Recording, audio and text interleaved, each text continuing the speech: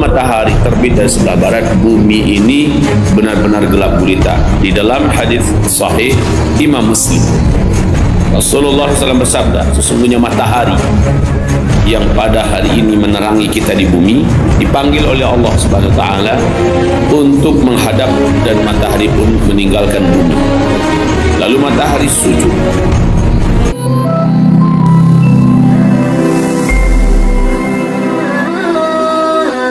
Assalamualaikum warahmatullahi wabarakatuh.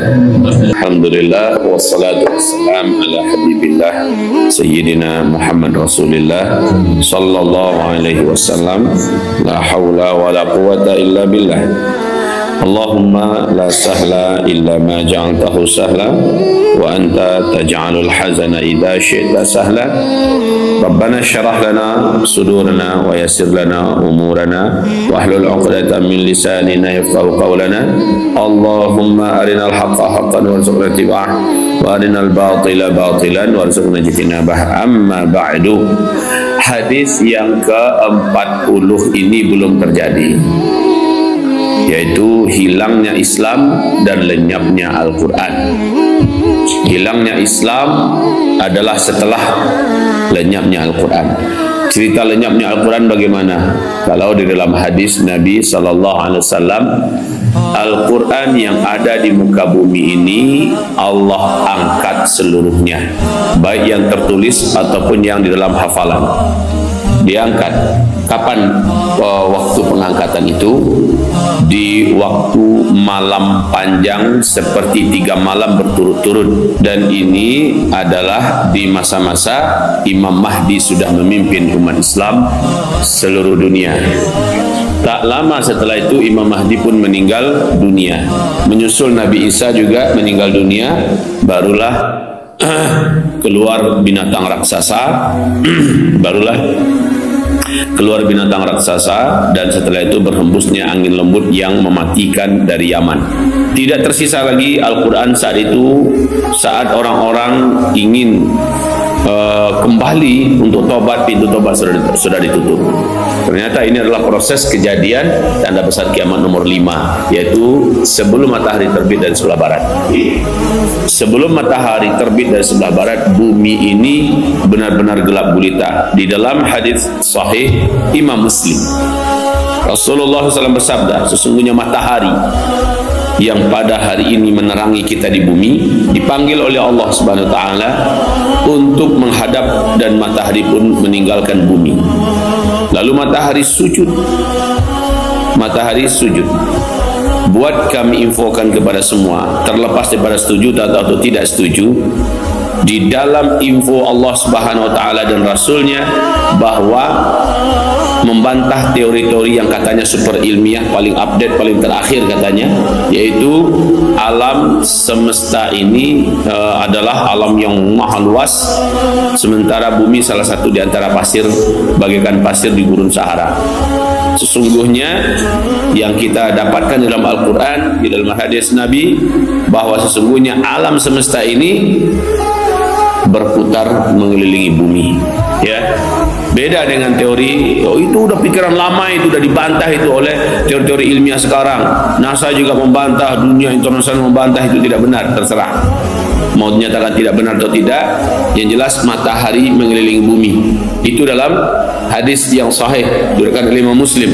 Allah juga berfirman, sesungguhnya matahari ya tetap berputar mengelilingi bumi, dan bumi berada pada tempatnya. Sekali lagi, teori-teori ilmu mengatakan tidak setuju, terserah. Pokoknya kita orang beriman hanya percaya. Contoh, Allah Subhanahu wa taala dalam hadis Sahih Muslim ini memerintahkan kepada matahari, datanglah engkau. Maka matahari pun datang meninggalkan bumi. Matahari yang datang meninggalkan bumi. Kemudian matahari sujud di bawah arasy Allah Subhanahu wa taala.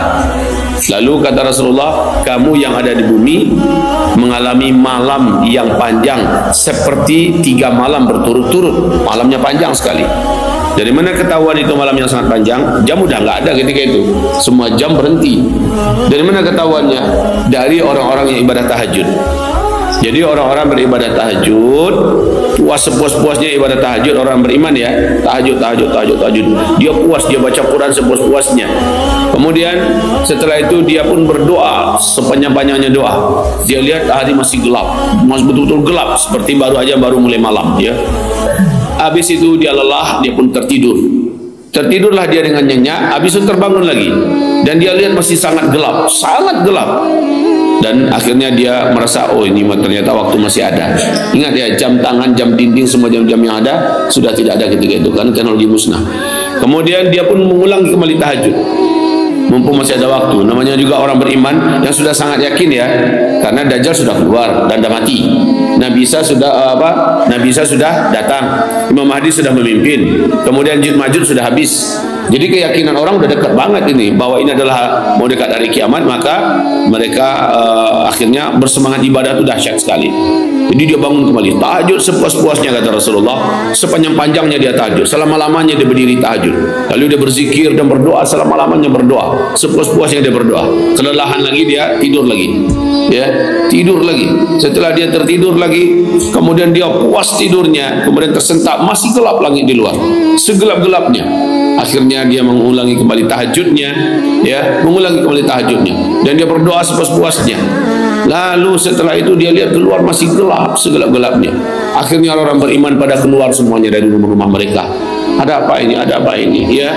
Kemudian sebagian orang berilmu pun sadar, ya Allah, memang Imam Mahdi sudah ada, Nabi Isa sudah turun, Dajjal sudah mati, Ya'juj Ma'juj sudah habis. Berarti ini yang maksud dengan matahari akan terbit dari sebelah barat. Itu keyakinan dan bisik-bisik orang beriman saat mereka keluar dari rumah mereka di kegelapan malam yang sangat gelap. Kemudian kata Rasulullah SAW, mereka pun berkumpul di masjid. Dalam hadis itu ya, entah masjid apa ini, tapi karena mereka di situ ada Imam Mahdinya, mereka pun berkumpul di masjid. Berarti di Suriah ini, ya sama lah dengan Indonesia. Kalau Indonesia masih ada orang beriman ketika itu ya.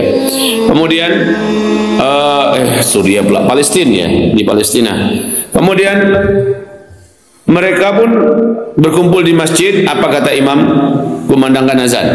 Azan subuh pun dikumandangkan sampai as-salatu khairun minan naum, salatu khairun minan naum, menandakan subuh sudah diperkirakan masuk. Kemudian qomat, ya, salat sunat, lalu qomat dan berzikir. Zikir yang lama dan panjang, lalu berdoa pada Allah. Dilihat masih langit masih gelap, segelap-gelapnya di luar. Apa kata imam? Kayaknya kita tadi belum waktunya kita mengumandangkan azan. Pak, azan balik. Kata sang imam, dalam hal ini adalah Imam Al-Mahdi, azan balik, ya, azan balik kali kedua, azan balik. Habis itu ulang balik salat sunat fajar, qabliyah fajarnya. Setelah itu solat lagi, qomat, solat lagi, solat subuh dibaca oleh imam, bacaan yang terpanjang, ya, bacaan yang panjang sambil menunggu matahari untuk terang.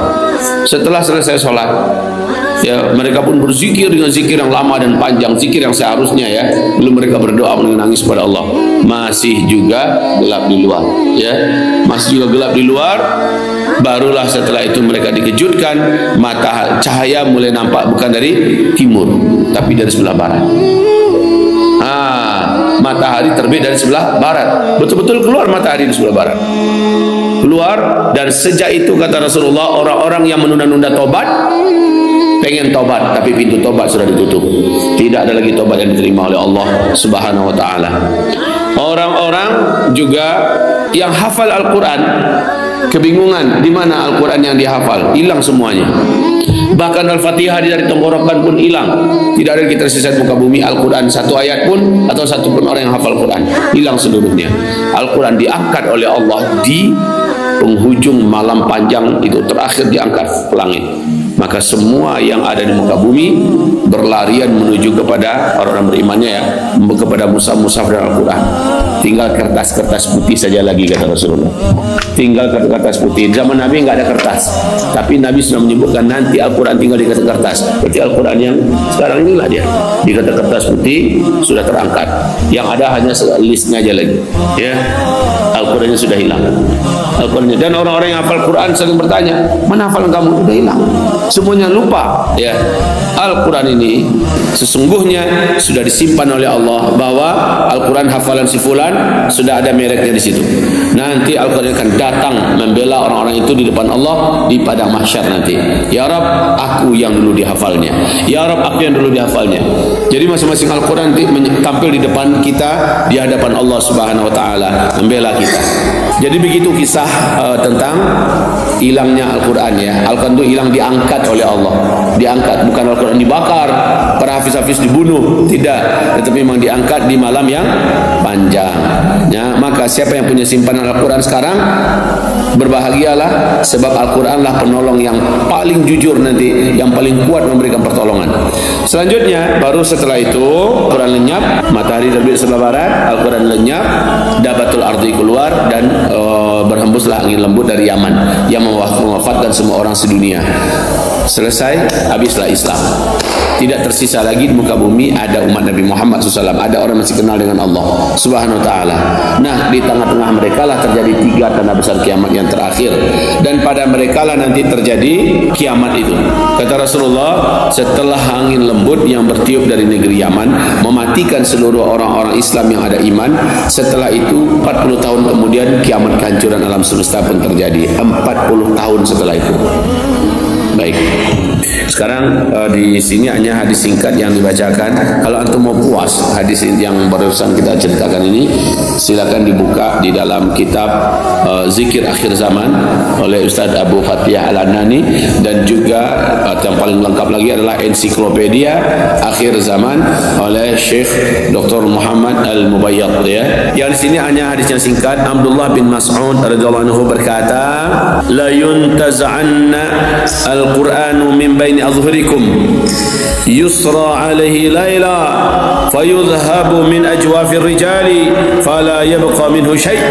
Artinya, sungguh Al-Quran akan dicabut dari pundak-pundak kalian, dia akan diangkat pada malam hari sehingga ia pergi dari kerongkongan-kerongkongan orang-orang yang menghafalnya, maka tidak ada lagi yang tersisa dari Al-Quran di muka bumi sedikit pun.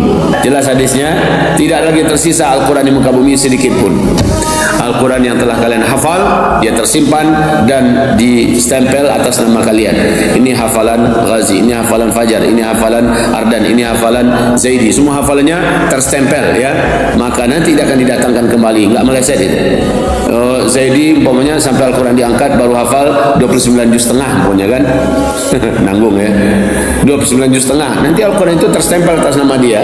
Kemudian pas Zaidi dibangkit kepada masyar, Al-Quran ini akan didatangkan kepada beliau. Dan Al-Quran ini yang hadir tampil di depan Allah Subhanahu wa taala. Ya Rabb, ya Allah, ini hambamu telah menghafal aku dan aku adalah hafalan Al-Qurannya. Maka Allah Subhanahu wa taala berfirman, baca. Zaidi pun membaca. Setiap kali Zaidi membaca, kata Rasulullah, satu tingkatan surganya dinaikkan ke atas. Dibaca lagi surat yang lain, satu tingkatan surga yang lain dinaikkan ke atas. Di riwayat yang lain bukan satu surat, tapi per satu ayat dinaikkan tingkatan surganya. Per satu ayat. Kan surga ada berapa tingkatan? Sejumlah ayat yang ada dalam Al-Quran. Jadi per satu ayat yang dibacanya naik ke atas, naik ke atas, naik ke atas, naik ke atas, naik ke atas. Ya Allah, maka pertahankanlah hafalan kalian. Tambah kalau nggak bisa, menambah, pertahankan. Ya, maka yang sudah dapat, inilah orang yang paling beruntung, ya, orang yang paling sempurna keuntungannya. Itu hadis yang barusan saja kita baca, dan kisah bagaimana saat itu Imam Mahdi sudah muncul, Nabi Isa sudah turun, Dajjal sudah dibunuh, Ya'juj Ma'juj pun sudah dibinasakan oleh Allah SWT, dan dunia sedang kaya sekaya-kayanya, sedang makmur semakmur-makmurnya, dan dalam kemakmuran itu kita semuanya meninggal dunia. Ya, alhamdulillah. Demikian pula dalam hadis berikutnya, Islam akan hilang sebagaimana hilangnya hiasan pada pakaian, sehingga tidak diketahui lagi apa itu puasa, tidak juga solat, tidak juga haji, tidak juga sedekah. Ya, jadi Ka'bah itu sepi, sepi-sepinya, tidak ada pengunjung satupun. Ya, Madinah, masjid-masjid, tidak, orang tak tahu lagi ini apa nih ya. Dulu kayaknya ini dipakai orang dulu nih, orang ramai dulu di sini. Gitu aja cerita orang-orang yang tersisa hidup ya. Karena orang yang tersisa hidup benar-benar tidak kenal Allah, tidak kenal Islam. Jadi masjid-masjid yang ada, sholat semacamnya hanya di bahan cerita. Ya, orang tuh terlalu bodoh-bodoh, entah apa dibuatnya gini-gini gayanya.